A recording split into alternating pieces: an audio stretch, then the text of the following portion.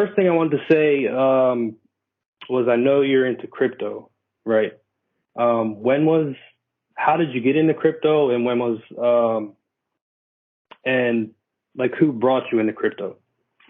Okay, so this story kind of, it's funny. I used to have an e-commerce business back in the day, and my suppliers were in China. So in order for me to get my orders, I would have to literally use Bitcoin.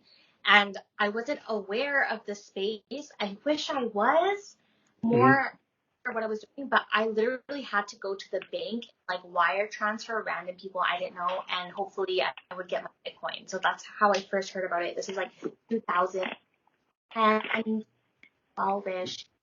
And then more so recently, I got introduced to it through a community that I'm involved with.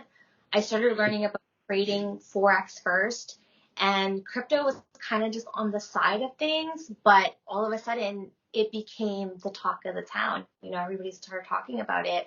Yeah. And me being available to this community that I got introduced to 2.5 years ago, learning about trading, learning about investing, opened the door for me to really educate myself on cryptocurrency. So it's been a year now that I've been more heavily involved with it, and Hmm. it's absolutely incredible. So you started in like what, 2012, you said? 2012, but I was very unaware of the Yeah. space. But you Learning, had like positions or no, like I started no? buying and getting rid of it. Yeah. Okay. Um, and so I know you're into like awakening and all that type of stuff. How did you get into that? Like the Matrix. I seen that on your Instagram and all that type of stuff. So how did you get into that? Wow, that, oh, okay. Those are two So things that I noticed about you. that's the image I tried to portray. So it's working, I see. Yeah. Cool. Okay, 2012 was probably a very epic year for me, I guess, because It sounds like it.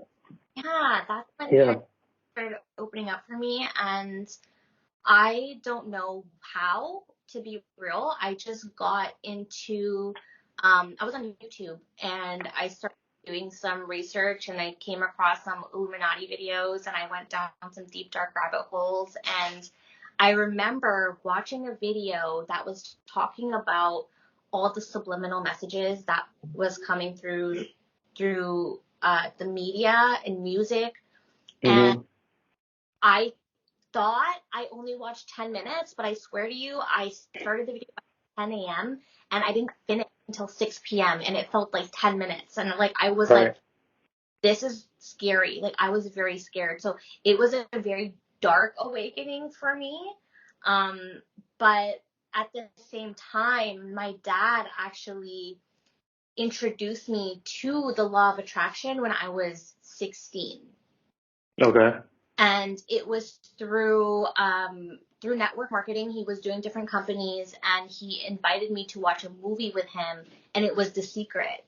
And so when I was 16, which is like half my life ago, is when I really started learning about it. But when I really had my awakening was in 2012 when I went down, and I'm grateful for it. Um, but I understand where like people now, it could be very, very scary for them, when they Mhm. start, when that pineal gland opens and they start seeing beyond the veil. It's like, oh goodness, like what is happening right now, you know? Yeah. I know because once you go on YouTube, you can go down the rabbit hole very quickly.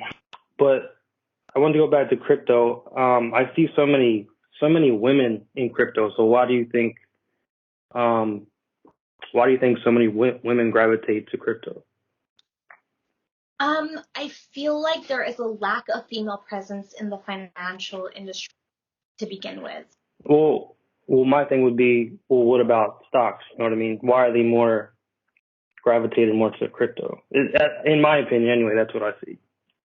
I feel like crypto is a very uh, versatile space.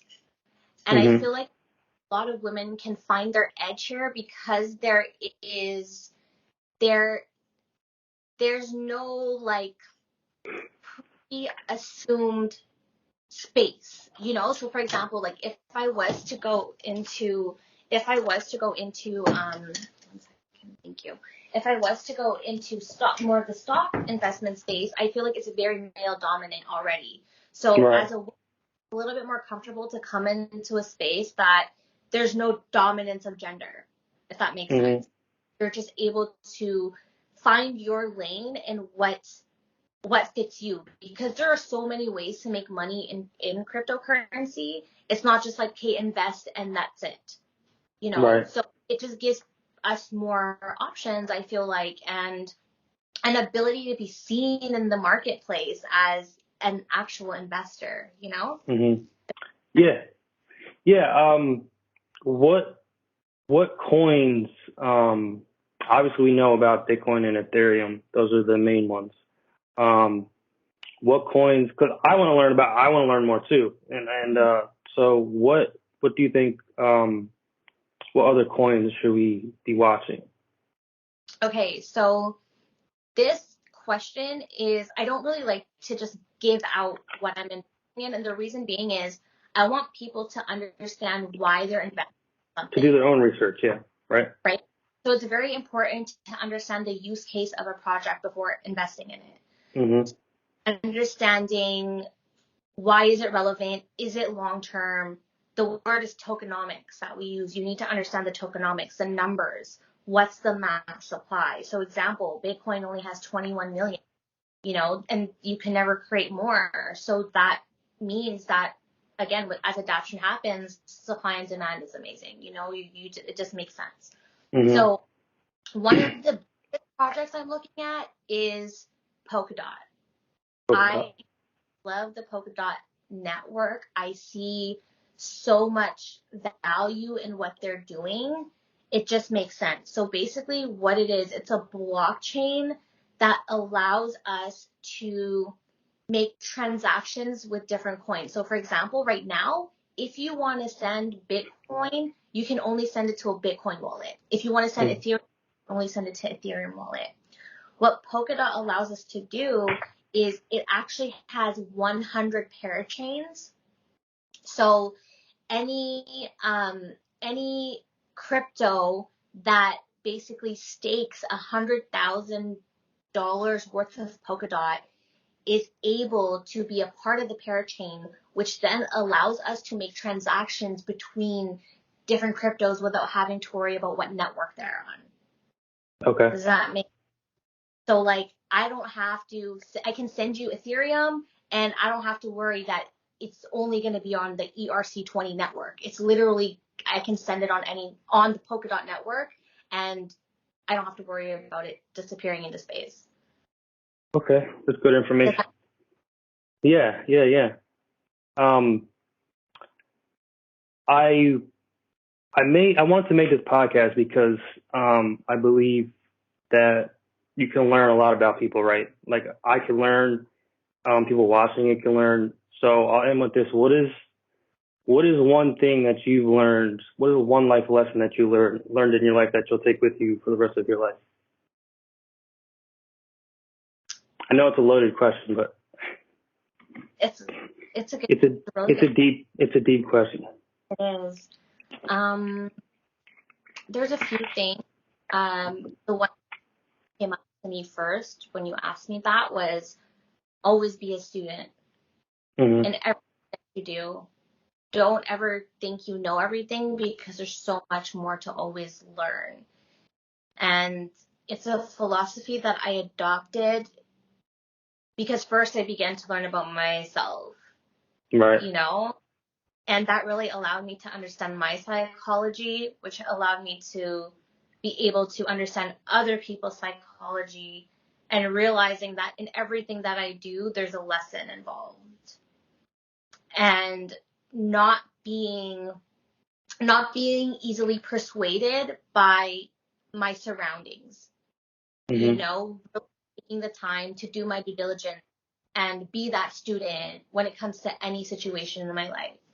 You know, that's why we're on this planet, right? To learn. So that's one of the biggest things I think. Always be a student. You know, you don't know what you don't know. Yeah, I think it was Albert Einstein. What did he say? He said, when you stop learning, you start dying. Mess it up. I don't know who it is, but somebody said it. So, yeah, learning is the biggest part of life. Like you learn from your mistakes, your failures. So yeah, that's a good answer. I appreciate having you on. It was good talking to you. Thank you so much. Thanks.